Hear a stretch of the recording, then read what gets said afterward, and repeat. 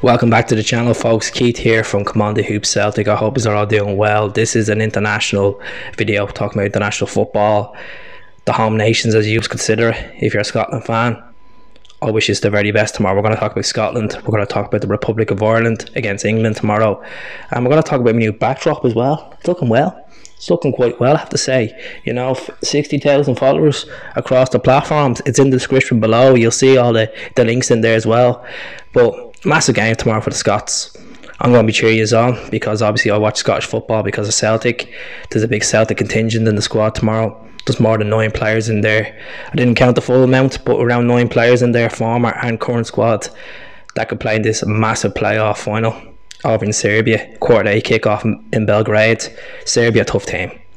I know they're a tough team because Ireland played them there in the Euro 2016 qualifiers. We got a 2-2 draw, but they ended up beating us at home in the Aviva. They're a really tough side, and I can see Scotland putting up to them because Scotland are unbeaten in 7 games. The last time they got beaten was away at Russia in October 2019, so he's on a good bit of form. He's won the penalty shootout against Israel. You have a solid midfield in there. There's not much injury worries.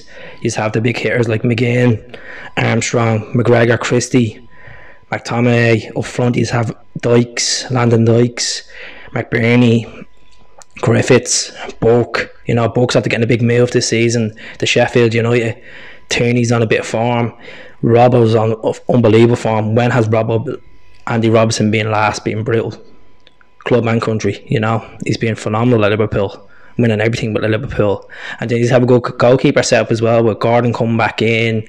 Marshall's probably going to start, and he's have McLaughlin as well, that has a couple of clean sheets for Rangers as well. So it's really going to be a tough game. I'd like to see us get there. It's been 22 years of pain for you. So like I was over in Scotland for Euro 2016. Obviously I wasn't in Scotland, but we went out to an Irish pub, and you could see me mate Gaz, he's a massive Scotland fan, and you can see the hurt with him that they haven't been in a big competition in a long time. You know, there was a time in football where Scotland used to make it in all the World Cups, all the Euros, because they were a good team. They had the likes of Kenny Dalglish era. They were unbelievable. You know, in the 80s and the 70s were a great team. Big Danny McGrain in there as well. They had really good side. You know, they had the Dundee boys and then the Aberdeen boys. They were a strong international team, and they obviously beat England, that famous win in Wembley a long time ago as well. So it'd be good to see. Obviously I watched the PLZ soccer, and I'd like to see Ruffy cheered up for it as well. So I'm expecting a result from Scotland tomorrow. I think it's going to go to extra time, and I fancy 2-1 Scotland. I think Noel McGinn's going to come up with 1, and I'm going to fancy Christie. You know, I just fancy Christie. I think Dykes will play well. I think he's really played well. Obviously Shackland as well. He's a good striker, I never mentioned as well for Scotland. It's going to be weird without the fans for you, but you will get over the line. I put my heart and soul into you. I really think you do well from an Irish perspective. It'd be great to see you get there, and I'll support you in the Euros, because obviously my home nation's not there. The disappointment of getting beaten by Slovakia, and he was ended up beating Slovakia a couple of days later. It's been tough, you know. It's a transition period for Irish football with Stephen Kenny, and we're playing England tomorrow, a massive game in Wembley, and hopefully we can get the result big time, because it'd be good to see a bit of confidence with Shane Duffy. He is the captain of the country. He's been under a lot of criticism by Celtic fans, by the Scottish media, but if he can turn around and get a bit of form, hopefully it'd be nice. He did score on Stephen Kenny's debut, you could say, opening game against Bulgaria. So we have Bulgaria, Wales and England in the next 3 games. Tough, but Gareth Southgate has his team well organised. They're quite young, ambitious team. They have a bit of a goalkeeper situation. I don't know if they're going to play Pickford. Are they going to put Pope in? Are they going to try Henderson in? It's tough to call. It really is tough to call, but if we're going to get a draw there tomorrow, we're unbeaten 7 games, so I'll be pretty happy with that as well.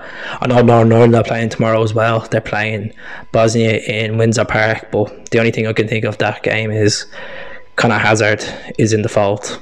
He got called up to the squad. That's all I care about. I don't really care about anything else. No, not bitterness. I just don't care about Northern Ireland, you know. I wish it was us playing there tomorrow against Northern Ireland. It would have been unbelievable, but that's what happens. That's what happens in football. But overall, this international football shouldn't be happening. My honest opinion. A lot of people have called it.